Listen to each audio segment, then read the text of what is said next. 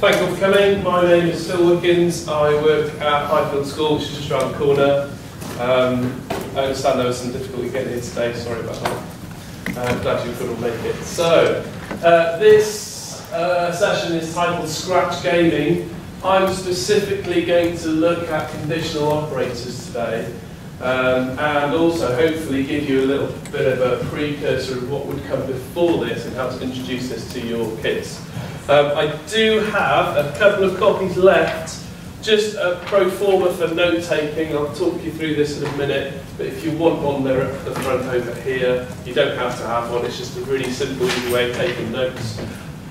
Can I just have a show of hands? It's very difficult when you're doing a one-off session like this to know where everyone's coming from, to try and figure out where everyone's at and deliver something that you can really take something back from today.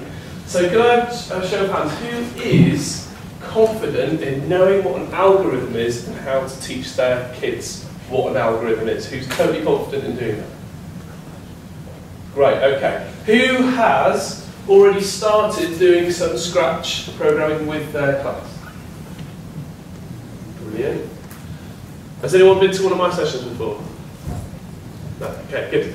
So, let's start at the beginning. We are going to be going on some Scratch, but let's just get some of the basics done first. This is my little note-taking tool. It's very handy. Basically, when we go to these courses, we come away sometimes with reams and reams of paperwork, printouts of PowerPoints, and what do? We put it in a folder and say, great, I'll look at that later, we'll stick it on the shelf and never look at it again. Something developed by the Science Learning Centre Network is a handy little one-page note-taking pro forma, which is very quick. You can copy it down on a piece of paper yourself. It's quite simple. All you do, yes, you can have one. Yeah, there's some spare copies here. Grab one to take around.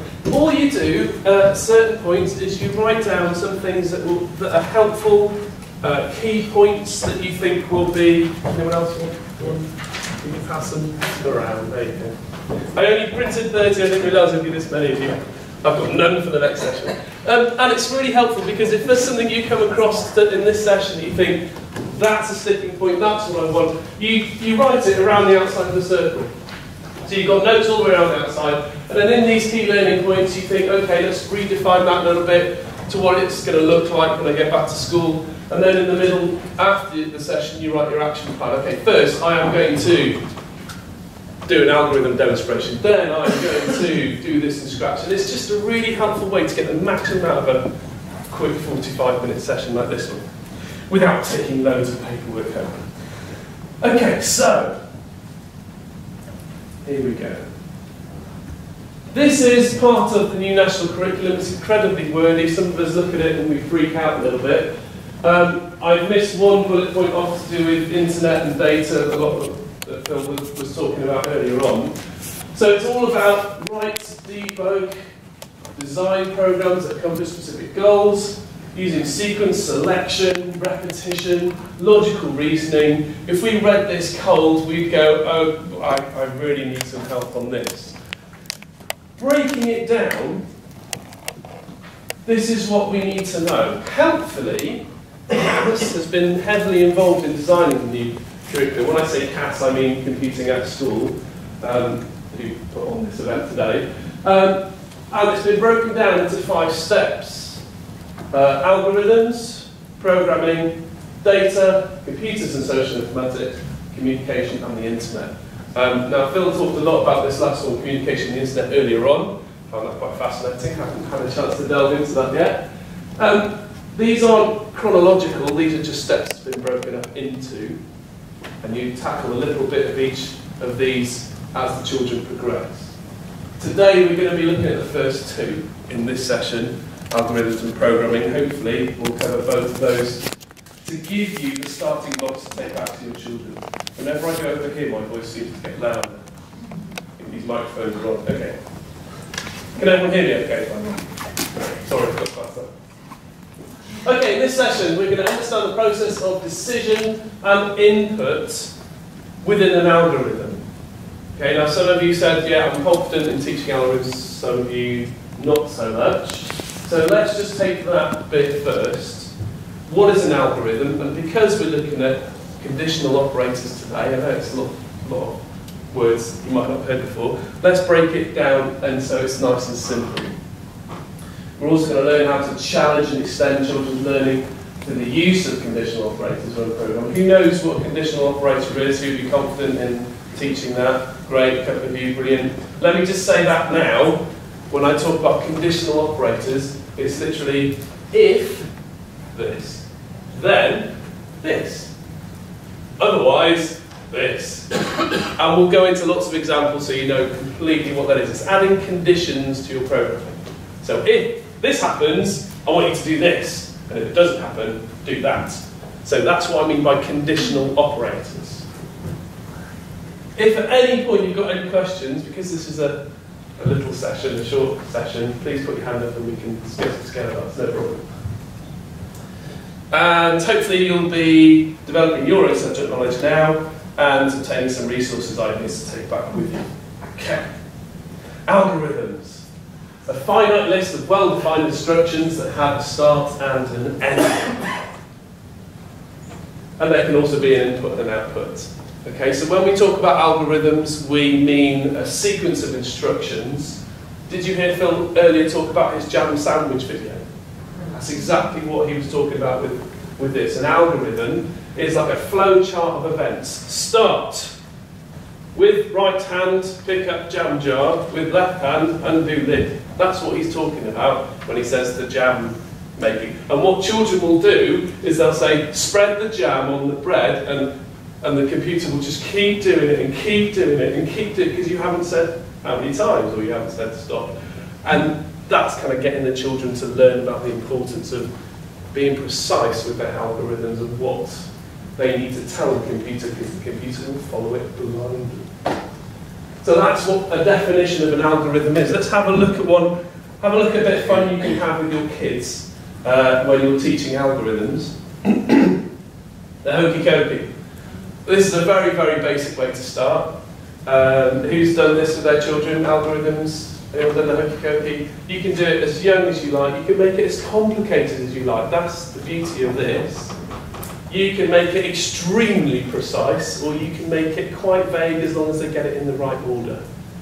Now, if I was an alien and I'd come to your planet and I said, I'm blind, so you can't show me, you have to tell me what the hokey cokey is, what would you do? Where would you start? How would you begin? Any suggestions? Stand in a... Yeah, stand up straight, okay. What will be next? Let's say we're doing left leg only. What would you do? Put your left leg in. In what? In bucket? In front, yeah, so you step forward with your left leg. Then step back with your left leg. Step back. Back again. Okay. Just back to the original. So left leg in. Left leg back to the original. Left leg back. Would you go left leg out? I know some people do. However you want to take it, you're then getting your children to see what I mean? You can make it as complicated or as simple as you like. You can say, okay, there has to be a start. All algorithms have a start. So you have a start, and then you put your left leg in, left leg back. You do it again. Does the speed matter? Okay. When you shake it, do you shake it on the ground? Do you have to lift it up first? Do you tell them to stop shaking it? Okay, so what I do is I start with the hokey cokey, I get them all, let's do the hokey cokey. No instructions, put the music on, we all do the hokey cokey so we know what it is. We know what it's like, the children know it. And then we sit down again, okay, here comes the alien, he doesn't know what they... Write a list of instructions. And obviously, depending on what age you're teaching or what kind of differentiation, you can give them these and say, right, put these in order, how would you do it, what would you do? Would you have any repetition? Would you have any loops? And you're really getting them to think about a precise order of instructions that would basically form an algorithm. Everyone with me so far? Great. Is this too easy? Is this good? So it's simple things. You can take to the children and say, right, this is how programming starts. Have we gone near a computer yet? No. Unplugged computing, computational thinking, call it what you like. This is getting them to really think about how computers work, logical steps, thinking it through. Now again, you could differentiate this and say to your higher ability, right, I don't need to list this in, out, in, out, in, out. Could you put a loop in for me? Where would your loop go? What would your loop say? You could have a loop saying ×3, or you could have a loop saying do it once and then do it another time, 2 times, but faster. And you're getting them to think about, you know, more precise steps. If you're doing it with year 6, for example, you could challenge them and say, how would you get the computer to do it along with the music? How would it tie? How would you sync it up so that the person or the robot or whatever, the computer is actually doing it? Or if you're the teacher reading their instructions, how would you sync it with the music? Some children might say, when the music starts, count this many seconds, and then and they've timed it. They've timed it for when the first instruction comes, which is fine. Or you could say, you could add a conditional operator in and say, when you hear the lyrics, then put your, you know. So lots of different challenge opportunities there to move it on. Okay, so what next? So begin with some simple algorithms. Have fun as a teacher by acting out exactly what they've written. And you can link it to so many different things here. You can link it to, one of the best things to do I found is to link it to my literacy unit when I'm doing instruction writing. Because we all have to do that, and they know that they have to be precise, they have to be in chronological order. And when you come to this, you can say, right, so I am going to make a jam sandwich, or I am going to pour some, or make a glass of squash. That's an intro, I guess, messy, that one. Pour the water into the glass. Out it all comes, and you know, they love it, but it's really emphasising the need for clarity and precision and accuracy, making sure they understand that. Because as soon as they get to the computers, there will be no, oh no, I can't do that, or oh, you better be careful, it will follow it blindly. And this is where the debugging comes into it, that Phil was talking about earlier, because it's getting them to say, okay, that went wrong. It's very easy to see when my teacher does it. When I'm on the computers on my own, I can't quite see it. Knowing how to go back and debug and see which step caused it to go wrong. Any questions so far? Okay, good. Who thinks they got something already to take back and start with their kids? Brilliant. Okay, fantastic. Write that on your circle. Brilliant. Okay. Typical symbols in algorithms, they always have a start-stop, but it's nearly always an oval. Okay, and these are kind of internationally recognised symbols for algorithms. Whatever program you use, whether you're doing mathematical algorithms, these are generally the typical symbols for this. So you've got an oval, you've got a flow line, a parallelogram, which denotes what you're putting in. So say, for example, if you are switching something or pressing something, that would be your, I am pressing a button in this one. The rectangle would be the process. So if you had your, I'm pushing a button in the pink one, the green one would say, the light comes on. And the diamond is your conditional, your decision-making one, which is what we're going to focus on today.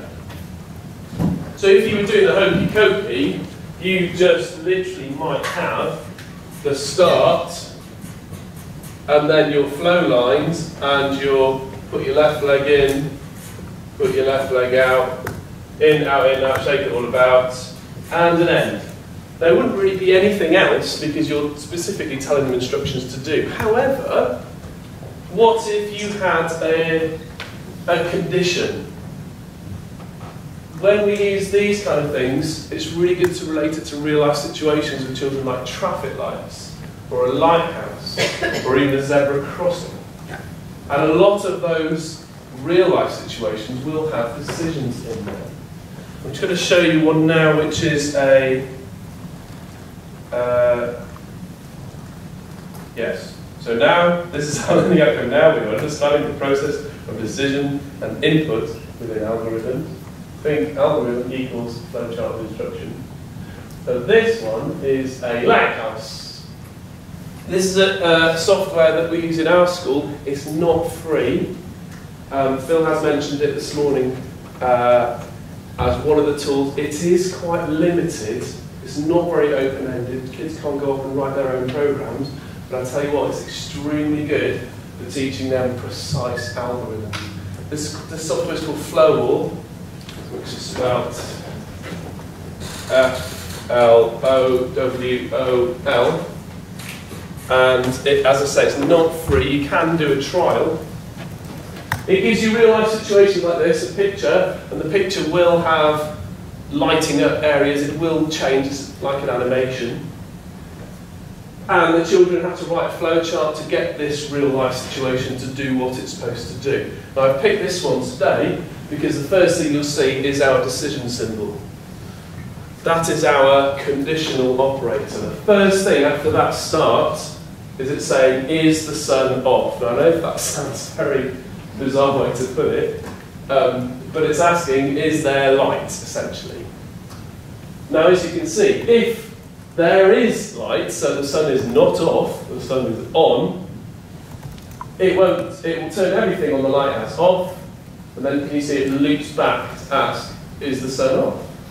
And it will keep looping, is the sun off? No. Is the sun off? No. Is the sun off? Don't like Homer Simpson. Are we there? No. Are we there? No. But it'll just keep looping around until the sun goes off. And when it becomes dark, the answer to is the sun off suddenly becomes yes. And it will follow a different path. It will start turning the lights on, there'll be a delay, and it'll turn the lights off, there'll be a delay, essentially making the lighthouse flash, and it'll loop back to say is the sun off. So eventually when the sun comes back up again, lighthouse stops, everything goes on. So we have a very simple algorithm here with our first conditional operator at the top. Yeah. We have this software at school, but it's quite old, isn't it? It is. All of the actual crowns and the lighthouses that are all not dead. Do you think there's still value to using it without you actually being able to plug the object into the computer? Are you talking hardware that you plug in? I use this with no hardware at all. I just literally use the pictures on the screen. It would be more exciting with hardware because you can physically see it going, but I use it without. You can make the hardware part of your digital. Right? You can. You'd make the playground. Yeah, as long as you've got the interface, the USB interface, which is a bit of an extra cost, but they'll sell it through the same software as this. Yeah, we just literally use this software just to teach that algorithm because it's so important before they even go near Scratch to get this lodged into their heads, because when they come to Scratch and they haven't fully embedded algorithm and knowing that it has a start and a finish and it needs to follow a certain route, they can come undone quite quickly. So whatever software you use or however you do it, some people might not even want to go near a computer and just do it as flowcharts, acting it out, role play. The only problem with that is sometimes mistakes can be glossed over by your interpretation of it and you don't fully get the whole computer error coming up. Any questions so far? I just asked about using it without hardware. Does the sun come on that picture, or is it just for a stimulus? That's an interesting point. You control the sun. Right. So on this example, and similarly with the traffic light example and all the other examples, you actually control the input. So you've got the picture here, you set your computer running, it's cycling through, you click with your mouse on the sun comes on, and you'll see the lighthouse start doing its thing. The sun goes off, sorry. Lighthouse starts doing its thing. As soon as you click the sun again, the lighthouse will follow. So you actually control the input there. Similarly, as you would, not if you were God, if you were approaching traffic lights, you would press the button, and the traffic lights would change. Not so much with the sun option. There we go. This is what I mentioned before. If it's getting tricky and children aren't really understanding it, link it. Link it to literacy. The whole instruction writing module, where you've got children having to write in chronological order, having to write a sequence of instructions, really helps to say, okay, how can we bring that into our computing as well? The conditional operators, where I talked about if, then, else, just think conditional connectives. Okay, so you've got if, then, until, when. It's exactly the same in literacy. You can really link the two quite easily together. I've got some examples here. If Jim went to the cinema, then he would have to miss the party. If the monster appeared, Annie would have to catch it, or else it would catch her. While Bob was thinking, he shut his eyes tightly, and Fred couldn't wash the car until Jenny brought it home. All these, believe it or not, can be expressed in if, then, and else, which are really the three you want to stick to in computing. If, then, and else. For example, Fred couldn't wash the car until Jenny brought it home. Can anyone switch that into an if, then, and else? Yeah? Is Jenny home? Is Jenny home? So if Jenny is home, then, or else, Wait. you can't. Yeah, wait, exactly. So if the car is here, wash the car, otherwise you can't. You've got to wait. And then you can leave it back. Is the car here? No. Okay, then is the car here? Yes, wash it, brilliant. So all these can be expressed in if, then, and else. And you can get the kids to play around with that, using different connectives, experimenting, seeing whether only connectors like until can be expressed in different ways and formats. Any questions? Okay, so now we're going to have a go. We're going to have a go in Scratch, and we're going to see what we can do with some very simple conditional operators. Who's not used Scratch before at all?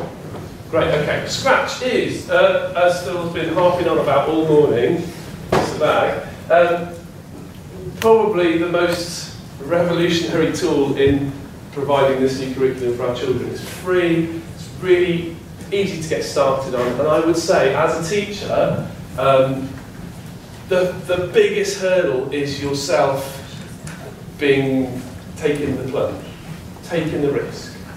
I could have said to myself, I'm going to wait until I've got all the planning, until I've got all the sequences, until I've got all the background knowledge before I start it with my kids, before I start it with my class. Sorry, I keep using kids, some people don't like that. Start using it with my class. And I would still not be ready. Okay, we're still shaping the new curriculum, we're still writing the plans. I just had to take the risk, take the plunge. I literally showed them this, dragged a few operators in, got the cat to do something, and they were off.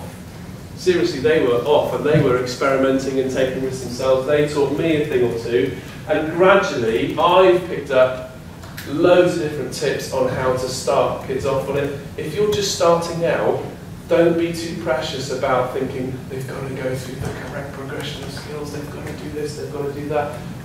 You've got to take the plunge, show them a couple of things, get them to replicate it, they'll be off, they'll be showing each other stuff. Then you'll be gaining your confidence and you'll start to sort of build this up as well. If you do need a bit of extra underpinning, Phil's website, code-it.co.uk, has got loads of resources adding everything you need. Right.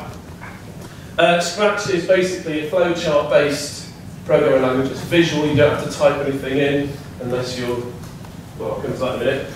That's your window of what's going on up there. So whatever you code in here will change what's going on up there. Let's do some very simple conditional operators. Actually, no. Let's do a quick, let's just get into Scratch and get moving stuff. I'm going to drag in, can you see I've clicked on the control tab up there. That gives me all the control options, control commands, as you will. And I've dragged in when a certain key is pressed. Now already I've got a conditional operator, because I'm saying if this key is pressed, do this. Scratch calls it when, and that's fine. So I'm going to go to my list and I'm going to drop down and I'm going to say right arrow. So when my right arrow key is pressed, now can you see my sprite 1 is highlighted down here? All the while that's highlighted, whatever goes in this box is going to affect that sprite. As soon as I've got another sprite in there, if that one's highlighted, whatever I write in my code box will apply to that sprite. Fortunately, I've only got one sprite, so I'm just going to tell the cat what I want it to do. I'm going to make it move. I'm going to use motion, which is the blue tab up there. I'm going to drag in, move 10 steps. Okay. Let's test it out. As soon as I press my right arrow, my cat should move 10 steps. 10 steps isn't very much. It's not like you keep pressing it, off it goes. I can't bring it back again because I haven't programmed it. Okay. So it's basically Scratch is dragging and dropping code from here into your sprite scripts section, getting your cat to do stuff. Doesn't have to be a cat. We'll come on to that in a minute. How long have we got? Okay. I'm going to set up a conditional operator with an if and an else. And I'm going to do a very simple thing. I'm going to ask the player of the game what colour they would like their sprite to be. Okay? Now in order to do that, I have to create, let's do it an easy way. I have to create two different sprites. Well, it's the same sprite, two costumes for that sprite. So can you see the middle tab where it says costumes?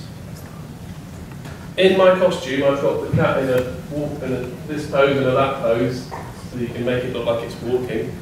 If I just go into costume 2 and click edit, I'm going to use my bucket tool, and I'm going to choose a different colour. I'm going to choose turquoise, I believe. I'm going to change all the orange to turquoise. There we go. Let's call it blue for ease of spelling later on. So I've now got a blue cat and an orange cat, and I can click on them at random. So, going back to my scripts tab. Everyone with me so far? Anyone need to slow down? Anyone need anything again? Okay, going to my scripts tab. I'm going to have a, let's say when the green flag is clicked, which is a good way of starting off your program. And we're going to get it to ask,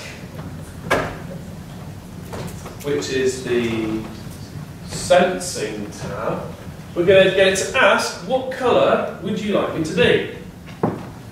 So I'm going to drag in this one that says ask and wait. And in that section where it says what's your name, we're going to edit that so that it says press 1 for orange and 2 for blue. You could even add a question at the start of that. What colour? Question mark. Press 1 for orange, 2 for blue. The only reason I give it a number is because when you input into Scratch, it's much easier to have a number-based input than an answer-based input. Sometimes if you type in orange, the computer will what through. So let's keep it number. So 1 orange, orangny, 2 for blue. Okay. I then need an answer. I need an answer from the user, but I'm going to say if they give this answer, do this, but if they give this answer, do that. So my conditional operator is coming straight into play. I'm going to go to my control section. I'm going to go down until I get to my if-else statement. Can you see this one here? That will attach onto my ask. Okay. What is my if condition? If what? If what is 1? Ah, right. So if the answer is 1, do this. If the answer is 2, do that. So if I go to my sensing, I can see there is a little oval box saying answer. Do you see that? And that will be the answer that the user inputs. However, I need a little holder for that to say answer equals something. I'm going to drop into my hexagonal box there. I can't just drag answer in because that would say, oh, if there's an answer, do this. It doesn't say what the answer has to be. So I'm going to go to my operators tab. And there are lots of different decisions you could use for operators. Can you see the one that says something equals something? It's the middle one of these hexagonal ones down here. If something equals something. And if you see, if you hover over that hexagonal thing, it becomes highlighted and you can drop it in. Now I can go to my answer and I can say, if my answer, can you see it highlights it to say where to drop it? If my answer equals 1, and just type in a 1 there, do something, or else, another way of saying otherwise, do something else. So, looks, I want to change the looks. I've got 2 costumes, so I'm going to use the switch to costume function. I'm going to whack it in there. So, what colour? Press 1 for Arachne and 2 for blue. If the answer equals 1, I'm going to switch to costume 1. Otherwise, whatever the answer is, switch to costume 2. Now, it doesn't mean the user could put a 3 in and it would still go to 2, or a 32nd and it will go to 2. But let's keep it simple for now. Let's test this. Okay, so if I hit my green flag, the cat now says, what colour? Press 1 for Arachne and 2 for blue.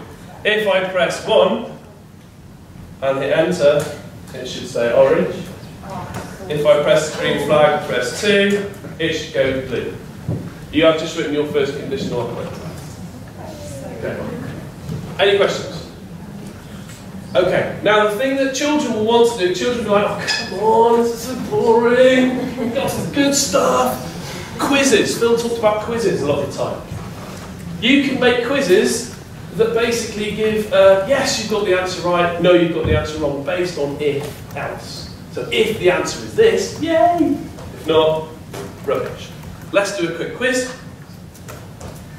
I'm going to leave that. No, I'm not. I'm going to get rid of that. You can keep yours if you want. I'm going to get rid of it. I'm going to go and ask a question. So I need sensing, and I'm going to ask. Okay. Ask.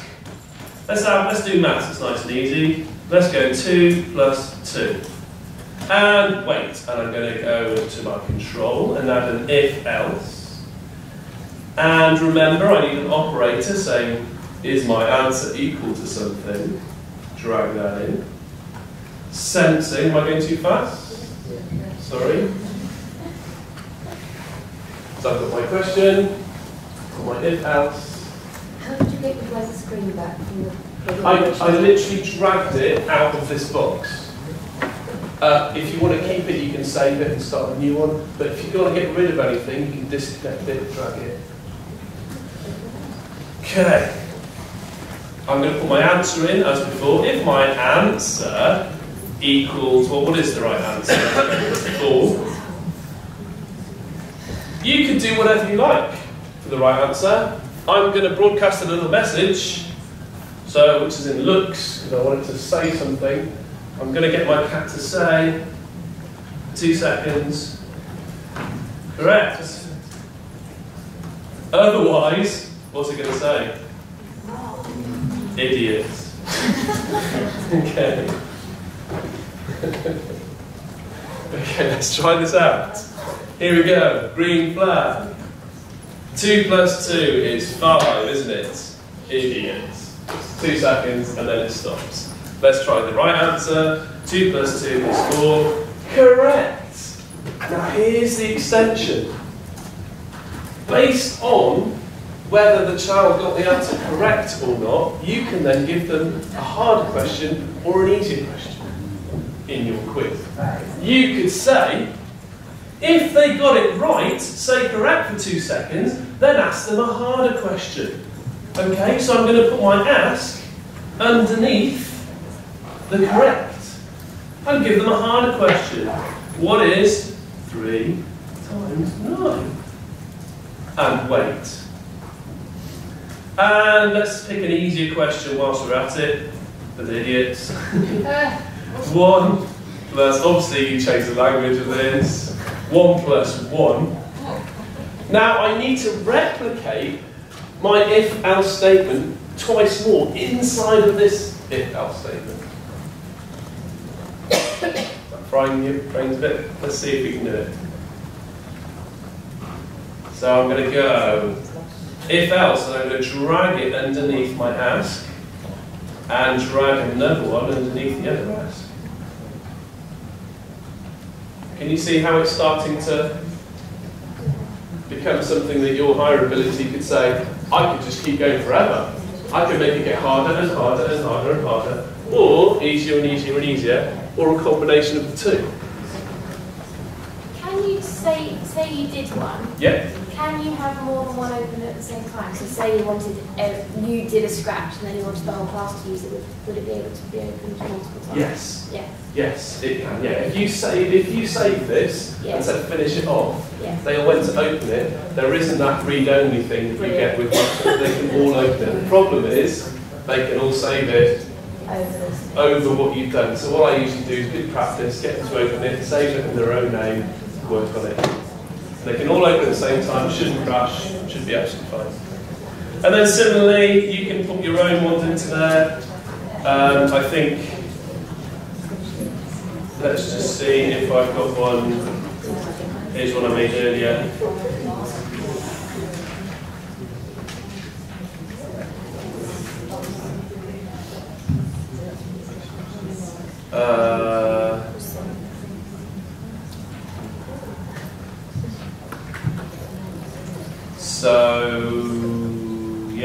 So when the spacebar is pressed, it says what's 2 plus 2? If I get that right, it then asks me what the capital of Wales is, and if I answer Cardiff, unfortunately yes. So it should be. So it doesn't recognise should be banned.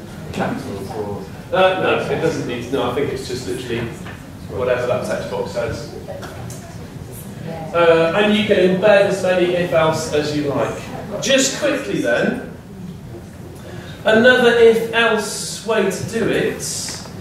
Another if-else. A very simple if-else is to use a forever if. So it's always asking, is your character doing this? Is your character doing this? Is your character? In this situation, I said if my character is touching sprite 2, which is a weird blue blob I've created, switch to costume 3.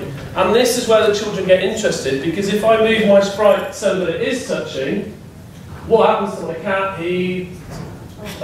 Because I haven't pressed the green flag. Let's press the green flag. Okay, green flag is on, program is activated. I make my sprite touch the other sprite and he dies! Okay. With spurts of blood everywhere. This is what really starts to get kids now, because you're moving into the gaming world and you're saying, right, using if this, it's going to do something else. Okay?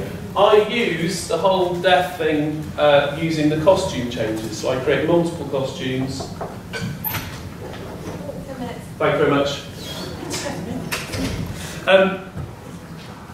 Should we just have a go at that? Yeah. Let's have a go at that then. So, let's start from new.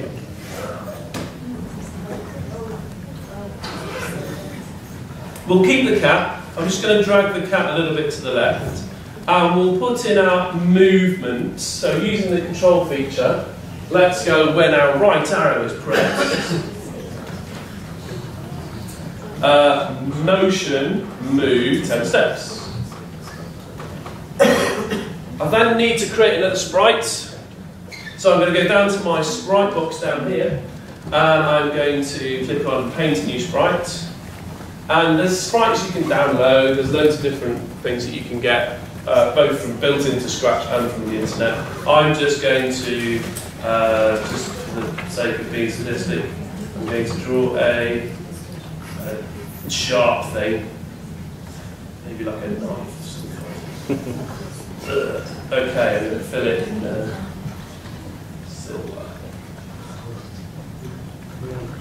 Okay, I'm going to place my spider thing over here. And that is sprite 2. Now make sure when you go to code that you click back on sprite 1 down here so that you're putting the code in the sprite 1 box, not the sprite 2 box. Going too fast? Everyone alright? So, if I just test this down, my cat does move, he gets to the dagger, nothing happens. Okay, I will have to drag him back because I've got no program to make him go the other way. Okay, now I need to make a costume of Death Cat. So I'm going to go to costumes. I can use the costume 2 that's already there by clicking on it and editing it. and I can just add some cool. You could get the kids to make their spaceship blow up. You could get the kids to broadcast a message saying help, or you can make it lose points. Whatever you want to do.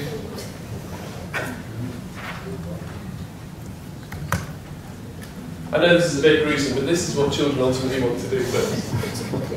Kill the cat. Okay. Now you can click on Sprite 1, Sprite 2, and it will change it over there. So I would have it on Costume 1. Now I'm going to go back to my Scripts tab at the top there. And we're going to have the green flag. So when I press the green flag, my program will activate and it will start checking, is the cat being stabbed by a knife? So we've got green flag. And we're going to go to our forever if, because we want it to constantly check. What a lot of children will do is they'll go, if it's touching the dagger, do this. But they don't realise they'll only check it once. Is it touching now? No? Okay, I've stopped. And it's getting them to realise you have to keep checking until it touches that other sprite, or until your bullet from your spaceship hits that alien, and then it can blow it. However you want to do it. So forever if, what do we want to check? We want to check if sensing, and we're going to use this touching one because we want to know if the sprite is touching the other sprite. So we're just going to drag this down. If it's touching what? Well, you'll see that Sprite 2 has appeared in your drop-down list. What do we want it to do if it touches Sprite 2? We want to change from Costume 1 to Costume 2. We're going to go switch to Costume 2. And that's pretty much it. So if we press the green flag, it starts the program as soon as our little cat touches that dagger. There it goes. Okay, so you've just used a conditional operator to let your user have a say in what goes on in that program. It's not just doing something by itself, you're making it happen. The child program is making that happen by using the conditional operator. Let me just really quickly show you where you can take this. Okay, so more advanced. Where am I?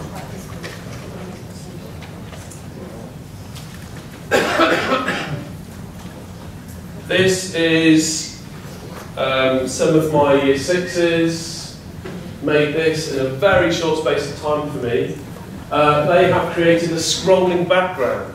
So as I move my cat, the cat doesn't actually move, the background does. So I now have a platform game. And I also have backwards and forwards and gravity, which lets me jump onto platforms. And like so. All used by if, else, looking at if this happens, then this happens. So if you can embed some really simple if else's with them, they can then go on to learn about how to make things really happen and how to really extend the stuff. If you want this code, I can send it to you, I can email it to you. Make sure you give me your email address later on. Okay, so let's go back.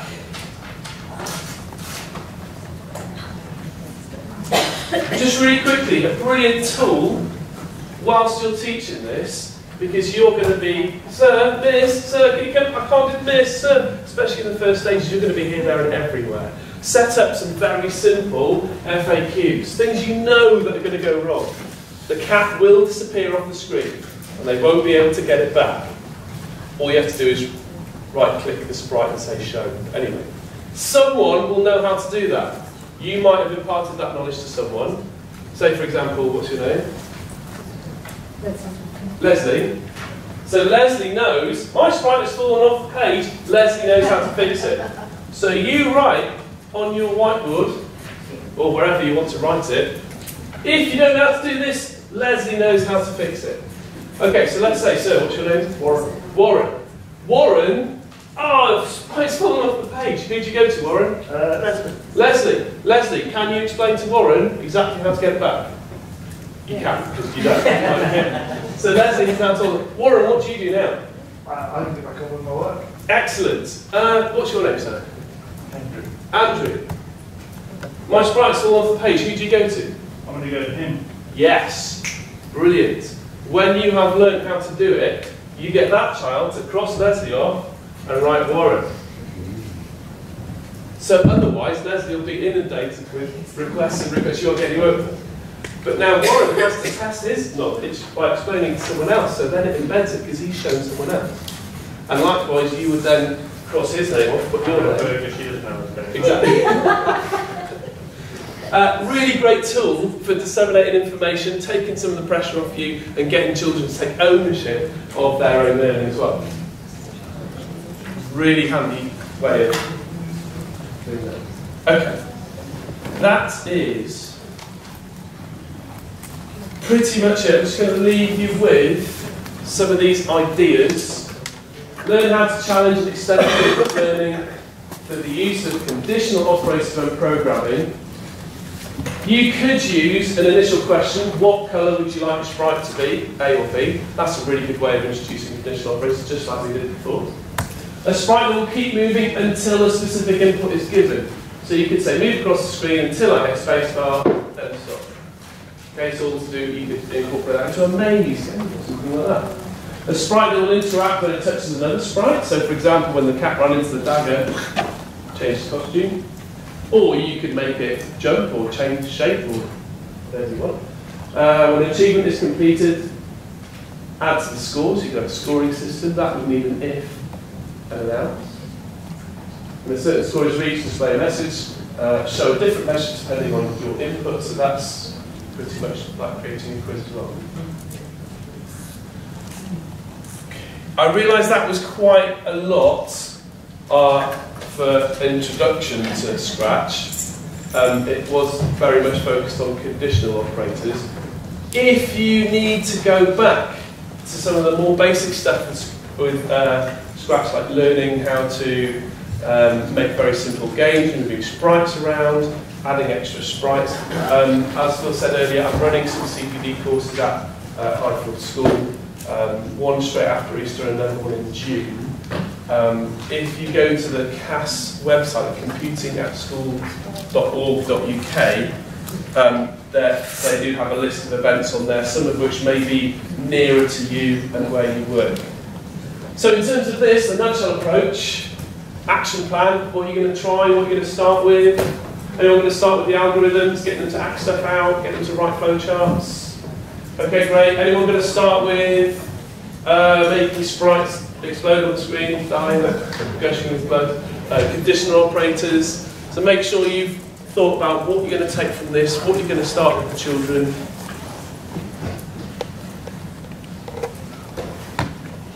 And this is my email address. Please do get in touch. I'm very happy to email you these slides and any examples of the Scratch projects you've been doing. Thank you very much.